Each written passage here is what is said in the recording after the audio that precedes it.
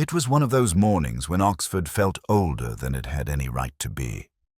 The rain hadn't fallen so much as lingered thin, persistent, the kind that polished every paving stone to a quiet gleam. I remember thinking the city wore its melancholy with elegance. The air smelt faintly of wet paper and iron railings. Somewhere a bell tolled without conviction, as if even time had grown weary of keeping itself. I had no particular reason to walk through St. Aldate's that day, except perhaps the mild superstition that a case like an answer in a crossword waits to be found only when one is not looking. The courtyard of Brasenose lay half hidden behind scaffolding and tarpaulin. A red cordon sliced through the wet air, fluttering against the gate.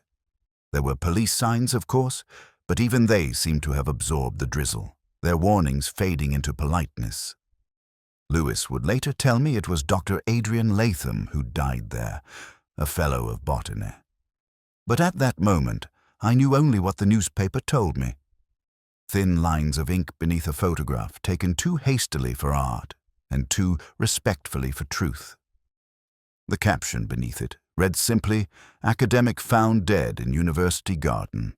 Yet what held me wasn't the words, but the image.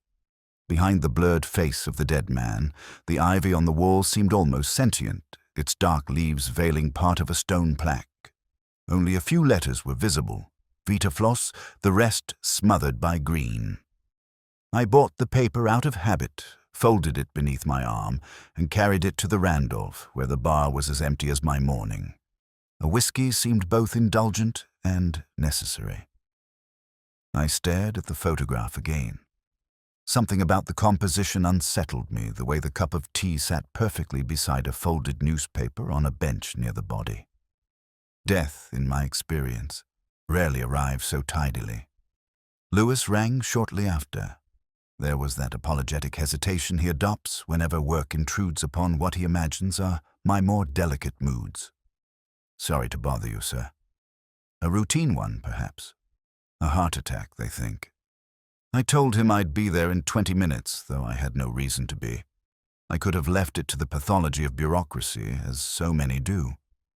Yet there was something in its quiet insistence on concealment that called to me. When I reached the garden, the drizzle had turned to a slow mist. The college porter, a solemn man in an oversized coat, was still giving his account to a constable. He said he'd found the body early. The tea still warm? I asked him if Latham had been alone often at that hour. He nodded, eyes down. "Always liked his plants better than people, sir." That, I thought, was no crime, but it rarely went unpunished. I walked to the plaque, ignoring the constable's warning glance. The Latin inscription had been partly obscured by ivy, but the visible portion read, "Vita brevis, Floss moritur." It sounded wrong in my head. I'd learned enough Latin to know that a poet would have chosen "Floss marcescit, the flower withers." "Moritur, the flower dies," was too blunt, too final. Scholars do not carve finality into stone, they prefer metaphor. I brushed aside one strand of ivy, and beneath it the letters shimmered faintly with moisture, as though reluctant to be read. The stems clung with such tenderness that I hesitated to disturb them further. In Oxford, even the plants seemed to know how to keep secrets. Lewis arrived then, his overcoat darkened by rain. He stood beside me in silence for a while. Then he said softly, "Heart attack, they think. No signs of struggle." I nodded, but my eyes lingered on the cup of tea now bagged and labelled. It had cooled perfectly, as if waiting for someone polite enough to drink it. Later that evening, when I sat alone in my flat with the paper spread before me, I noticed one last detail in the photograph so small it might have been nothing. On the edge of the bench, the newspaper Latham had folded was open at the crossword page. 3 clues had been completed in a shaky hand. One of them read, "Evergreen Deceit 4." The answer, of course, was ivy. There are deaths that feel like punctuation, small grammatical pauses in the indifferent rhythm of life, and others that linger, unresolved, like a line of poetry that refuses to end. Dr. Adrian Latham's was the latter.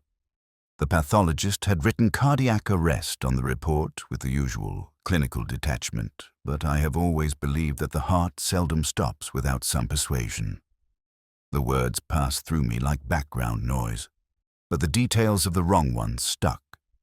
A cup of tea, a folded paper, no milk ring on the saucer, as if he'd poured but never drunk. People preparing to die rarely perform such courtesy. I asked to see the garden again, though the constable on duty seemed reluctant to reopen what bureaucracy had closed. The benches were empty now, the tape gone. The ivy shone darkly under the dull light, and the air carried that faint vegetal scent of decay. I noticed the cup had left a perfect circle of dryness on the table's surface. There are few more deceitful things than a clean ring. It suggests order, but speaks only of interruption. The porter, an old man named Chivers, stood waiting, cap in hand. He'd found the body, he told me again, though I'd already read his statement. I asked him why he'd been walking the garden so early. He hesitated, then said it was the birds. They'd been silent, he claimed, all morning. Strange, that.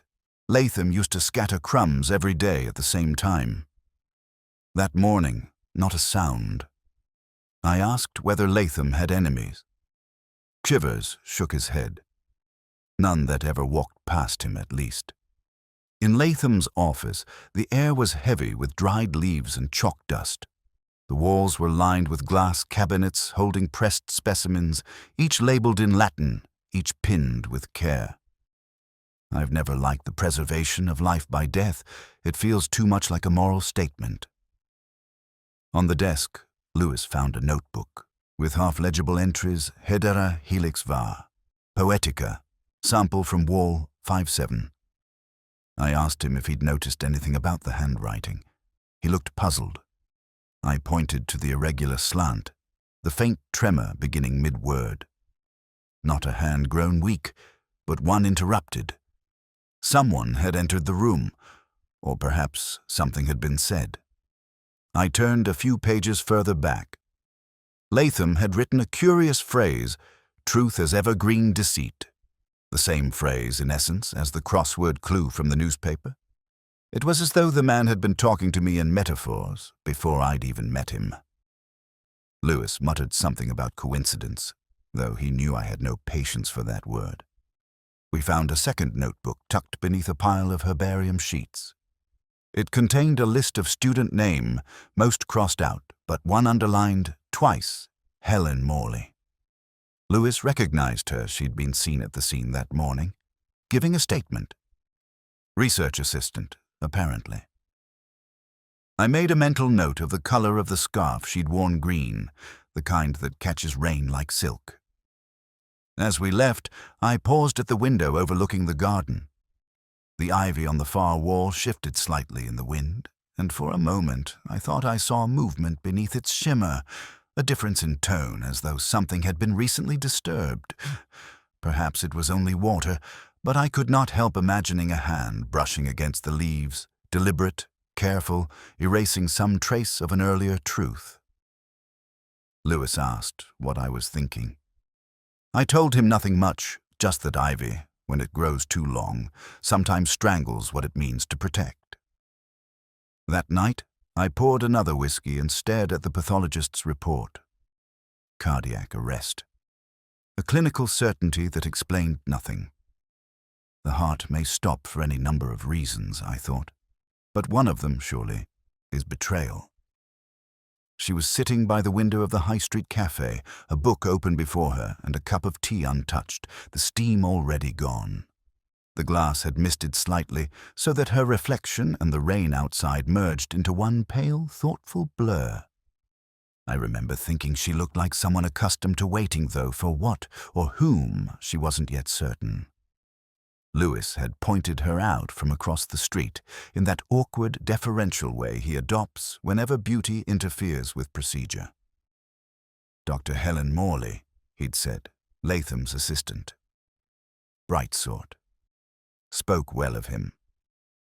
I nodded, though the phrase spoke well and has never reassured me. The living speak kindly of the dead only when there's something to atone for. We entered without ceremony. She noticed me first not with surprise, but recognition. Perhaps she'd seen me before at some faculty dinner, another ghost of the university orbit. Her expression held a composure that was almost studied. Lewis asked a few preliminary questions, his notebook open like an obedient pupil's exercise book. She answered each one with calm precision. Latham had been in good health, devoted to his research, slightly eccentric, perhaps too fond of working late. Nothing unusual. I listened, saying little.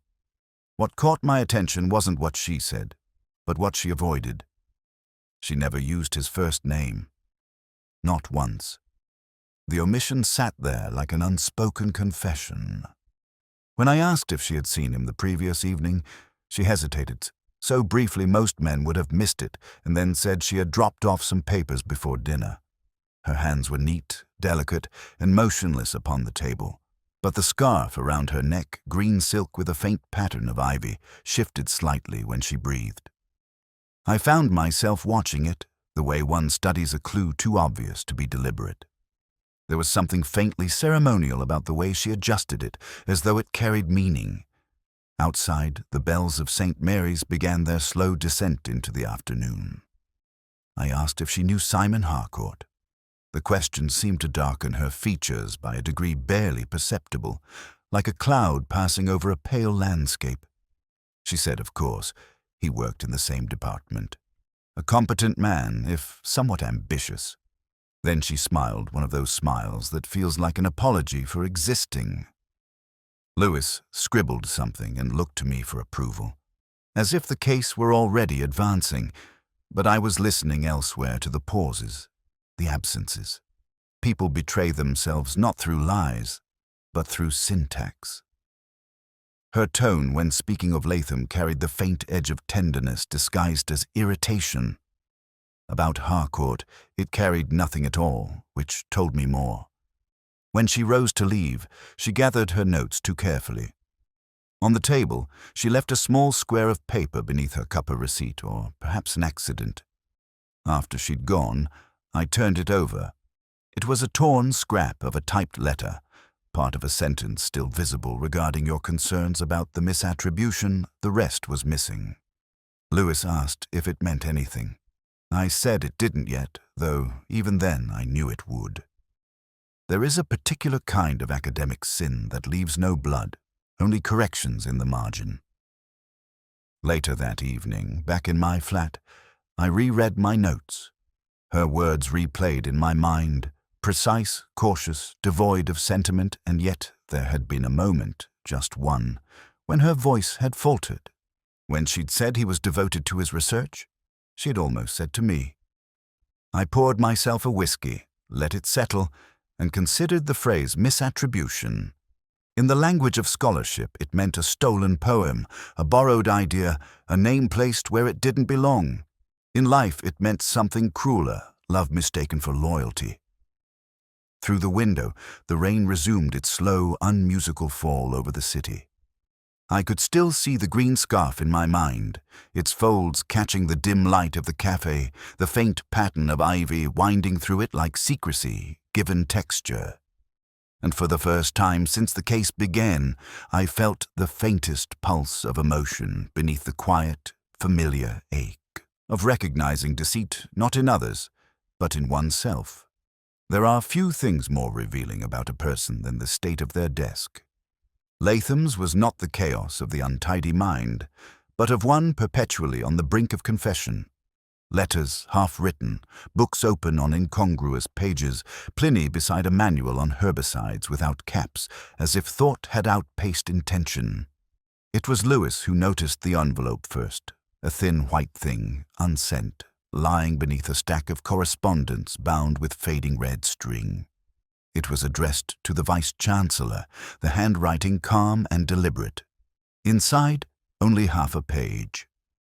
Regarding certain matters of academic integrity, I feel compelled to seek your guidance before any irrevocable step is taken. There was no signature, no date. I turned it over, hoping for an indentation, a hint of another message pressed by the weight of hesitation, but the paper remained obstinately mute. Lewis asked what I made of it. I told him it was the sort of letter a man writes when truth becomes more burden than duty. He frowned, uncertain if I spoke of the deceased or myself. The second envelope was stranger still empty, but with faint green residue along the flap, the scent unmistakably botanical. Inside Latham's drawer, we found a pressed ivy specimen, its veins brown and delicate as aged parchment. The label beneath it read, Hedera helix var. Poetica. The name struck me as absurd. No such variant existed, not in any taxonomy I'd encountered. Yet Latham had written it as if it were fact, as if naming falsehood made it real. The light through the window was beginning to fail, turning the office into a chiaroscuro of melancholy. Dust drifted lazily in the air, visible only where it caught the sun's reluctant glow. I asked Lewis to check whether any botanical paper by Latham bore that title. He scribbled a note in his small, square handwriting, methodical, loyal, the very opposite of the man he worked for. While he searched, I leafed through a pile of proofs on Latham's desk. Marginalia in 2 hands. Latham's neat, slanted script, and another, more aggressive one. The second handwriting trailed corrections across the page like a rebuke. One line caught my eye. See Harcourt, 1989. Pre-existing data. I remembered Harcourt's name from the departmental list, the rival whose charm seemed to exhaust even its owner. The comment was not merely academic. It was an accusation disguised as a citation. I noticed then that Latham's bin was empty. Too empty. Scholars rarely throw things away neatly. The cleaner, when asked, said she'd found it that morning already cleared. She assumed he'd done it himself, though she'd also mentioned that the shredder in the corridor had jammed sometime during the night. I pulled the bin toward me, tilted it slightly. A sliver of paper was caught at the seam and corner of a blue envelope with a partial stamp mark, torn before completion. I held it up. The edges were damp, as if it had been briefly submerged and dried again. Perhaps rain, perhaps something less innocent. Lewis said he'd have it sent for analysis, but I doubted it would tell us what we really needed. Words are what matter, not fibers. When I left the room, the porter was closing the garden gates. The evening light made the ivy along the walls appear almost black. I paused, looking back at the window of Latham's study. The curtains had been drawn halfway, and in the glass I could see my own reflection mingling with the creeping green outside men and ivy, one concealing the other. Back home, I placed the letter without a stamp beside my glass. It looked oddly at peace there, as though its silence had found companionship. The temptation to finish it, to write what Latham could not, hovered in my mind before any irrevocable step was taken. I poured the whiskey slowly, watching the amber settle. The trouble with such letters, I thought, is that they are always written too late and never sent soon enough. The morning light in Oxford has a way of pretending innocence. It softens the stone, makes the ivy glisten, and gives the impression that truth might be found simply by looking harder. I knew better. Truth, like ivy, tends to conceal more than it reveals. Lewis and I met Dr. Willoughby in the garden of St. John's, where the dead botanist had once lectured about the persistence of green things. Willoughby was one of those men Oxford breeds in quiet abundance, gently pedantic, faintly theatrical, sustained by sherry and grievance in equal measure. He spoke of Latham with a tone of reluctant affection. A brilliant scholar, yes, but impractical, always searching for a metaphor in chlorophyll. He said it as though metaphor were a kind of weakness. We walked along the gravel path toward the bench where Latham had been found. Willoughby pointed out a patch of ivy growing over the wall. Hedera helix var. Poetica, he murmured, half smiling. The phrase rang through me like an echo, returning from stone. He insisted Latham had invented the name years ago. during an argument about the symbolism of plants in classical poetry. Apparently, they debated for hours whether ivy symbolized fidelity or deception. Latham, he said, argued for both. Lewis, ever the empiricist, asked if the disagreement had turned personal. Willoughby laughed softly, indulgently. "Oh, everything in academia is personal, Inspector, even objectivity." We stood by the plaque again, that now familiar Latin glinting through its veil of green. Vita brevis, flos moritur. Willoughby frowned.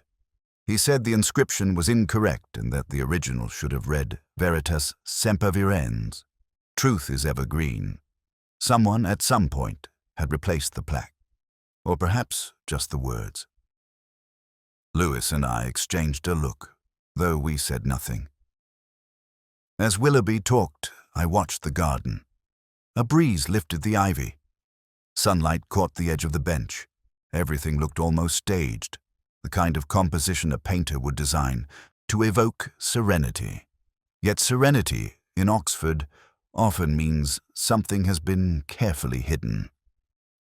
When Willoughby finally left us, I lingered.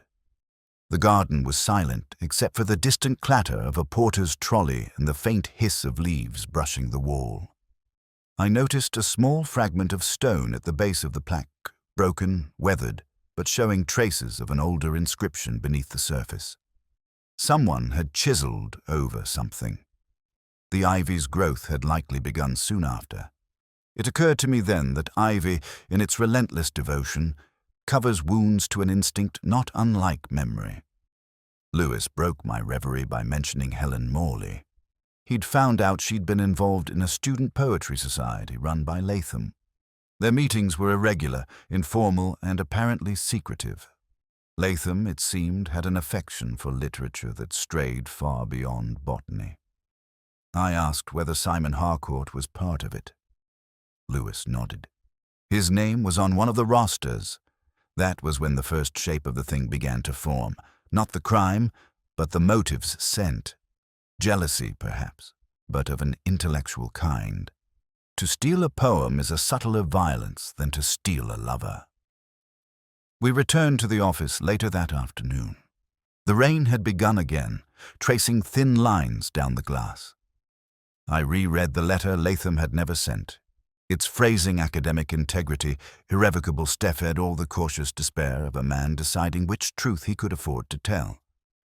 Beneath it, my notes from the day formed a strange symmetry. Ivy. Truth. Harcourt. Poem. I underlined the last word twice. That night, as I sat alone with the crossword, I found a clue that caught me unawares. Climber concealing old verse 4. The answer was obvious enough again, but the definition felt personal. Perhaps Latham had seen the same clue, written the same answer, understood the same irony. I closed the paper and looked toward the window. Beyond it, the city glowed faintly under rain, each college spire softened into shadow. Somewhere in the garden, the ivy kept growing, patient and tireless, as if rehearsing the slow art of concealment. There is a certain type of man Oxford breeds too often articulate, charming, and incurably insincere. Simon Harcourt belonged to that species. Even his name seemed designed for a brass plaque. When I met him in his study at Magdalen, he was surrounded by books he hadn't read in years and trophies he pretended to have forgotten. The air smelled faintly of cedar polish and conceit. He greeted me with a smooth civility, the kind that carries the faint echo of mockery. I had no objection. Civility, in my experience, is just a slower form of deceit. Lewis, who had come along for formality's sake, took notes while I asked the usual questions. Harcourt leaned back, speaking with the ease of one who has rehearsed his answers long before the questions were written. Latham's death, he said, was a shock tragic, of course. They'd disagreed at times, as academics do. He mentioned rivalry over funding, departmental politics, the usual foliage of intellectual life. His tone was light, but not careless. He was pruning his sentences with care. He poured himself a drink, not offering one to us. I noticed the gesture as a small, almost unconscious act of possession. The glass caught the light briefly before he set it down beside an open volume of Wordsworth. The page bore a penciled mark beside a line about immortality and memory. Harcourt quoted it aloud, slightly misremembering the phrasing. I corrected him without thinking. He smiled faintly, the kind of smile a man gives when he realizes he's been caught out and intends to make the catching look rude. Lewis, oblivious, asked about the evening of Latham's death. Harcourt recited an alibi too complete to trust. Dinner with colleagues, a walk by the river, a night of grading papers. I asked whether he'd spoken to Helen Morley recently. His eyes flickered toward the window before he answered. Briefly, yes, on departmental matters. Admirable researcher, though perhaps too emotionally involved with her work. The phrasing hung there, heavy with the weight of careful insinuation. As he spoke, I noticed a framed photograph on the windowsill. A group of smiling faces at some university function, Latham among them, Harcourt beside him, Helen just behind. The photograph was old enough that time had softened the colors, yet the composition told its own story. Latham's expression was wary, Harcourt's expansive, Helen's unreadable. I asked when it was taken. Harcourt shrugged, years ago. He picked it up and replaced it slightly to the left, as though reordering the past. We left shortly after. Outside, Lewis remarked that Harcourt seemed harmless enough. I told him that harmlessness is a trait seldom found in ambitious men. He laughed, thinking it a joke. I didn't. Back at the station, I reviewed my notes. Harcourt's misquotation kept returning to me. The line from Wordsworth, properly remembered, spoke not of immortality, but of remembrance bound by loss. To mistake that was no accident of memory, it was a confession of sensibility. Men like Harcourt prefer their poetry, tidy like their consciences. Later that night, I took out Latham's notebook again. The phrase truth as evergreen deceit reappeared, scrawled in the margin beside a reference to a 1989 publication by Harcourt. The same year, the same topic, almost the same wording. Plagiarism disguised as collaboration, a quiet theft. Latham had known. I thought of Helen then, her precision, her restraint, her silence when I mentioned Harcourt's name. Guilt, perhaps, but not her own. Some loyalties are misattributed, like lines in an anthology. I closed the notebook and let my eyes rest on the ivy pressed between its pages. It had begun to crumble, the veins breaking into dust. The living clings too long to the dead, I thought. In academia, as in life, the roots of admiration often grow through envy. The rain began again, tapping softly against the window, rhythmic as breath. I thought of Harcourt in his room at Magdalen, quoting Wordsworth to himself, comforting his conscience with misremembered beauty. And I wondered, as I often do, whether intelligence merely refines deceit, or whether it teaches us to recognize it more clearly in others and forgive it too late in ourselves. It was Lewis who found the photograph. He came into my office with it folded between two sheets of plastic, as though it might dissolve if touched directly. A garden party at Brasenose, taken perhaps 5 or 6 years earlier, one of those summer affairs where the university pretends to remember its own youth. The sort of event that looks innocent in retrospect precisely because it was not. I studied the image for a long time. Latham stood in the center, holding a glass of something pale. Helen Morley beside him, her smile a shade too careful. And Harcourt, just to her left, leaning slightly toward the camera with the confidence of a man certain that history will be kind to his angles. Behind them, ivy climbed the college wall in elaborate disorder, and half obscured by its leaves, the stone plaquettes, lettering different from the one I'd seen in the present day. Lewis said he'd checked the archive. The plaque had been replaced 2 years after that photograph. No reason recorded. Just an invoice for repairs to college memorial stonework. He looked at me expectantly, waiting for something resembling deduction. I told him that ivy rarely grows without encouragement. We enlarged the photograph in the lab. Under magnification, a faint carving could be made of outletters ghosted beneath shadow. Veritas semper virens. Truth is ever green. The old inscription, the one Willoughby had mentioned. It seemed someone had not merely covered the truth, but rewritten it. Lewis muttered something about symbolism, but I had stopped listening. My attention was on Helen's face. Her expression held that curious balance between composure and distraction, the look of someone waiting to be discovered or forgiven. I asked Lewis where the photograph had come from. He said from Harcourt's office, among a set of framed awards. So the rival kept a relic of the man he envied. That, at least, was human. That evening, I walked to the garden again. The rain had ceased, leaving the air washed and unsentimental. I stood before the wall, imagining the day the picture was taken. The murmur of polite laughter, the slow rhythm of conversation, the peculiar Oxford alchemy that turns rivalry into charm. Somewhere, Latham must have seen the ivy creeping over the stone and understood what it meant. He was a botanist, after all. Plants conceal as they cling. A student passed by, nodding politely, and I realized how unchanged the place remained. The same gravel paths, the same low murmur of knowledge. Only the inscription was different, the words softened into falsity. It is remarkable, I thought, how easily truth can be translated into something else when carved into stone. Back at my flat, I laid the photograph on my desk beneath the lamplight.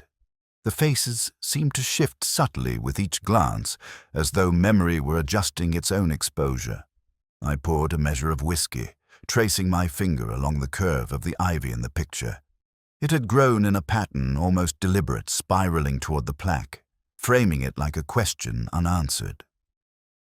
I thought then of Latham's note, the fabricated species, Hedera helix var, poetica, a lie wrapped in taxonomy. Perhaps his final work had not been science, but allegory. Perhaps he had been trying to name deceit itself.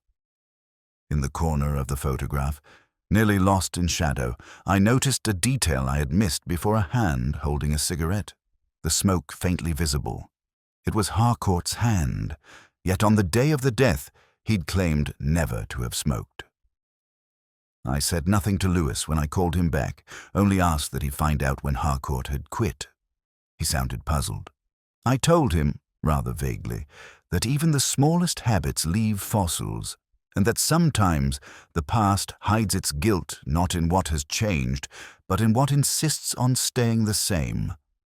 When I put the photograph away, I could still see their faces in the dark. 3 people bound by civility, intellect, and something quieter, an emotion never spoken aloud because words would have made it real. And outside my window, the ivy on the wall trembled faintly in the wind, as if listening to its own memory. It began, as these things often do in Oxford, with gossip too intelligent to sound like gossip. A whisper passed between cups of coffee, beneath the rustle of lecture timetables and the discreet slide of letters across pigeonholes. By the time it reached me, the story had already refined itself into something polished enough for the senior common room, a matter of plagiarism, a ruined reputation, and a death that might no longer be called natural. Lewis had collected the fragments with the patience of a librarian, cross-referencing rumors like citations. The late Dr. Latham, it seemed, had intended to expose Simon Harcourt for appropriating a student's poem, Helen Morley's to be precise. The poem had won a departmental prize years earlier, later published under Harcourt's name with only the faintest revision. I could almost hear the applause that must have followed, polite and poisonous. We found Helen in the Radcliffe reading room, seated beneath one of those absurdly ornate lamps that seem designed for confessions. Her face, when she saw me, carried the fragile composure of someone already tired of being brave. She spoke in low tones, her words folded between pauses. Latham had discovered the plagiarism by chance. He had asked her to confirm it privately. She had begged him not to proceed. She feared the scandal would ruin them both. I asked what she meant by both. She looked down at her hands, pale against the oak table, and said she and Harcourt had once been close to close. I did not press further. Some truths, when dragged into daylight, become unrecognizable. Outside, the rain was fine and steady, like dust in the air. I told Lewis to find any correspondence between Latham and Harcourt during the month preceding the death. He nodded, though I could sense his unease. He still believed in the civility of scholars. I had long since ceased to. That evening, I reread the letter Latham had written but never sent the one to the Vice-Chancellor. Its tone was dignified, almost priestly. He had wished to act with integrity, but there was a tremor beneath the words, as though he knew integrity could kill more efficiently than poison. When the call came from Lewis, it was with a strange excitement in his voice. He'd found a draft of Harcourt's acceptance speech from years earlier, tucked into a file of departmental minutes. In the margins, a note in Latham's hand, not his phrasing mine. The words were underlined twice. I imagined the moment of realization, the scholar's horror at discovering his own ghost printed under another's name. I poured myself a whiskey and considered the puzzle. Latham had been a man of systems, order, precision. He would not have acted rashly. Why then the untouched tea, the missing letter, the coded ivy? Unless, of course, he had confronted Harcourt not with accusation, but with mercy. A greater cruelty, perhaps.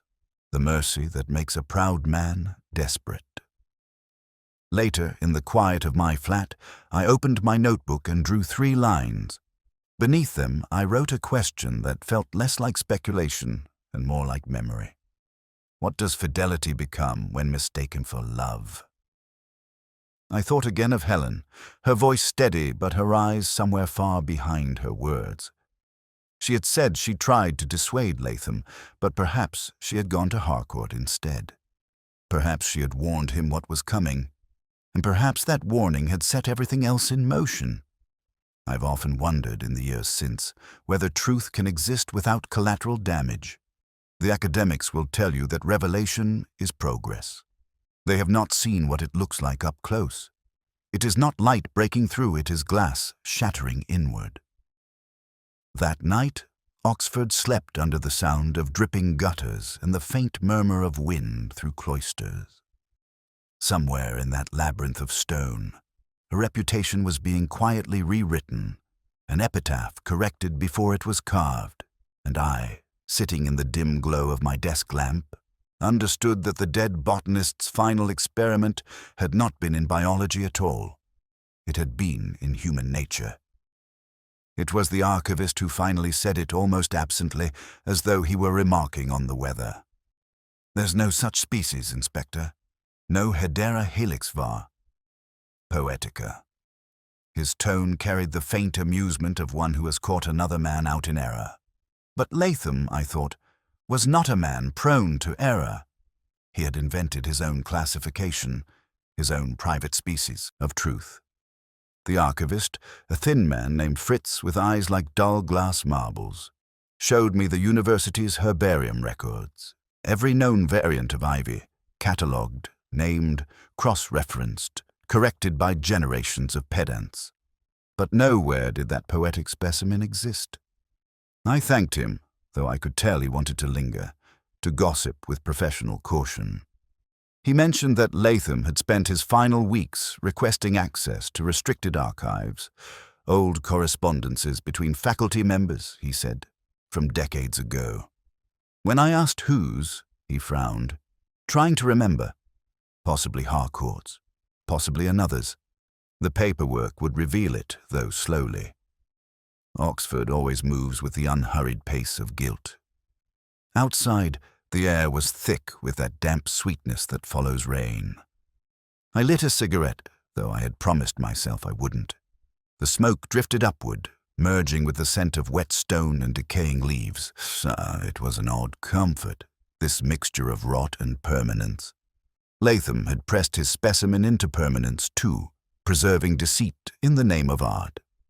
Back at the station, Lewis was waiting with a report from forensics. The residue on the torn envelope contained trace amounts of caffeine and salicylate. Nothing surprising for a man who lived among plants and tea. But there was something else, faint but deliberate residue from a chloral compound. Enough to induce sleep, perhaps enough to stop a weakened heart. I asked if it could have been self-administered. Possibly, said Lewis. But he didn't sound convinced. I looked again at the pressed ivy, sealed now in its evident sleeve. Its veins were dry, brittle, curling inward as though still afraid. Beneath the microscope, the edges showed signs of having been coated with some kind of resin-thin, uneven, a preservation method Latham had never used in his other specimens. He had prepared this one differently, intentionally, as though to ensure it survived. I turned it over and saw a faint pencil mark on the mounting paper. At first I thought it was a careless stroke, but when I looked closer, it resolved into letters barely visible, almost erased. V.V. Lewis thought it might stand for some Latin term. I told him it didn't. It stood for Veritas Virenstruth, evergreen, the original inscription on the plaque. I could almost see Latham's hand moving across the page, leaving behind a code only another man obsessed with words would decipher. In the stillness that followed, I thought of Helen Morley again, of her green scarf, of her silence. She had said that Latham was devoted to his work, but devotion, I had long learned, is never so simple. It feeds on pride, love, guilt, each indistinguishable from the other when viewed through grief. Perhaps she had come to him that night to plead once more for discretion. Perhaps Harcourt had followed. The scene played itself in my mind with the cruel precision of memory, an argument disguised as civility, a teacup set down too firmly. A moment's weakness mistaken for reconciliation. When I left the office, the evening light was low and uneven, turning the city's spires to silhouettes. I passed a group of students laughing beneath umbrellas, their voices bright and transient. Oxford, I thought, absorbs scandal like ivy absorbs rain, slowly, silently, until the stone beneath forgets its own texture. At home, I placed the specimen on my desk. The leaves, even in their decay, retained a ghost of green. I found myself tracing their outline with the edge of a match, feeling their fragile permanence beneath my fingertips. I poured a whiskey, watched its amber reflection tremble against the glass. Somewhere within that pressed leaf, I thought, lay the entire anatomy of the case: concealment, endurance, and the faintest shimmer of beauty in deceit. Latham had left behind his confession, not in words, but in the careful preservation of a lie made to look like truth. I left the lamp burning long after I stopped reading, the light catching on the specimen's surface until it seemed almost alive. It was nearly dusk when I returned to Brasenose. The rain had stopped, but left behind a dull gleam upon the flagstones, as though the city itself was still deciding what to reveal. Lewis met me by the gate, his expression uncertain. He'd received the necessary permission, or perhaps merely chosen not to ask for it too precisely. The tools lay in a canvas bag at his feet, a small trowel, a flashlight, a patience I had long admired and often abused. We crossed the courtyard in silence. The ivy looked darker now, almost black against the stone. Each leaf trembled faintly in the evening air, reflecting the lamplight like pieces of wet glass. It occurred to me that we were about to commit a kind of heresy, disturbing what Oxford most reveres its facades. I told him to begin gently. The roots yielded with reluctant ease. As the first layers fell away, I saw the faint outline of letters, half buried, their edges softened by years of secrecy. The plaque's newer inscription, Vita Brevis, Flos Moritur, was shallower than I remembered, the carving superficial. recent. Beneath it, older marks began to surface, more deliberate, more confident. Lewis paused, wiping his sleeve across his brow. I steadied the flashlight, its beam wavering across centuries of stone. Slowly, the words resolved into Latin I could almost hear, whispered from the past veritas semper virens. Truth is evergreen. The phrase glowed faintly under the wetness, as though illuminated from within. For a moment, neither of us spoke. The ivy, now displaced, lay at our feet in a small heap, its severed tendrils twitching faintly in the wind. Lewis asked whether I thought Latham had known. I said he hadn't merely known, he had meant for us to find it. The ivy had not grown by accident. It had been trained. We stepped back, the beam of the torch catching the uneven surface. The replacement of the plaque had been deliberate cover-up, an erasure. Harcourt's hand was evident even in absence. The man who had misquoted Wordsworth had also misquoted the truth. I could almost imagine his reasoning concealment dressed as tribute. Lewis muttered that it all seemed a long way to go for vanity. I told him vanity is never far from murder. It merely requires a scholar's vocabulary. He frowned but said nothing. I knelt again, tracing the faint border where new stone met old. A fine residue clung to the join, a mix of mortar and something darker, organic. When I rubbed it between my fingers, the scent was unmistakable resin and chloral. The same substance found in Latham's teacup. He had confronted Harcourt here, I realized, beneath the very words he meant to restore. The argument had ended in silence. The silence had been made permanent. I asked Lewis to take the plaque in for analysis. He hesitated. "There'll be questions, sir," about how I interrupted him gently. There always are. When he left, I remained alone in the courtyard. The college was quiet, the windows above faintly aglow. I stood there for some time, the damp seeping through my coat, the smell of cut ivy rising around me. The words, "Truth evergreen," lingered in my mind with a stubborn melancholy. Perhaps Latham had meant it as accusation, or perhaps as absolution. Oxford is full of both, indistinguishable in the dark. Later, back in my flat, I placed the pressed specimen on the table beside the photograph from the garden party. The ivy in the picture had once concealed the truth, the ivy on my desk had revealed it. I poured a whiskey and watched the reflection of the lamplight tremble inside the glass. There is always a moment at the end of an investigation when understanding feels less like victory than trespass. You peel away what has grown to protect the past and find not enlightenment, but damage made visible. The plaque, the poison, the poem, all parts of a single, patient deceit, and beneath it, a truth that refused to die even when smothered. I drained the glass, turned off the light, and let the room return to shadow. Somewhere beyond the window, a bell began to toll the hour, slow and uncertain, as though unsure whether to mark an ending or a beginning. It was not a confession in the legal sense. The law, after all, prefers its truths unambiguous, neatly phrased, and free of regret. What Harcourt gave me that evening in the cloister was something else entirely, a surrender shaped like justification. The college was empty, its corridors breathing softly with the sounds of the evening footsteps echoing in distant stairwells, the whisper of leaves against old glass.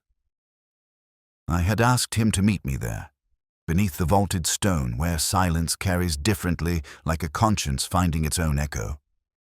He arrived late, though not hesitantly. A man composed enough to know he was cornered but still clinging to dignity, that final refuge of the guilty. We walked the length of the cloister without speaking. The air smelled faintly of damp stone and extinguished candles. When he finally spoke, his voice had none of the arrogance I remembered. He said he had not meant for it to happen, that Latham had provoked him, that he had only wanted him to stop. The sentences fell like loose pages, incomplete, fluttering toward some conclusion neither of us truly wanted to reach. He said Latham had accused him of theft, of vanity, of living on borrowed ideas, that he had demanded a retraction, a confession of his own. He had laughed, he told me. Not out of cruelty, but exhaustion. He had grown tired of being measured against a man who lived for integrity as others live for breath. Latham had turned away, said something about truth outlasting both of them.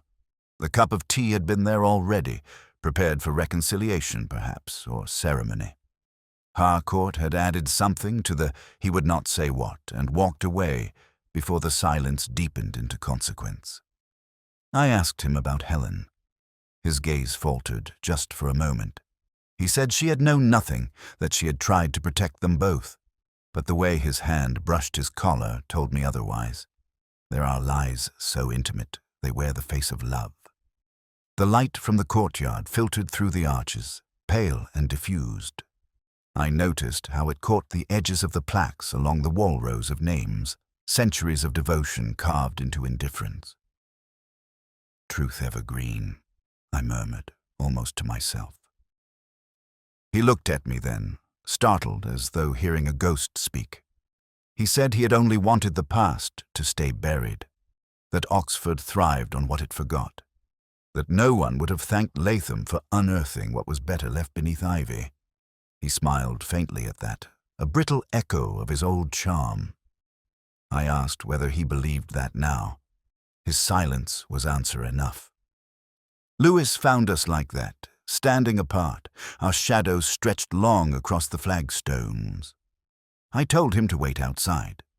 Harcourt turned to me and said quietly that there was no need for spectacle. He would write his resignation, he said, and leave before dawn. There was an odd peace in his tone, the calm of a man relieved to have found a kind of ending, however ruinous. After he left, I remained in the cloister a long while. The wind moved gently through the arches, carrying with it the scent of wet leaves. Somewhere beyond, a bell began to toll the quarter hour, its sound absorbed by the stone until it felt internal, like a heartbeat too slow to save. I thought of Latham, of his patience, his quiet obsession with truth, of Helen, whose grief had been too measured to be innocent, of Harcourt, whose brilliance had curdled into vanity.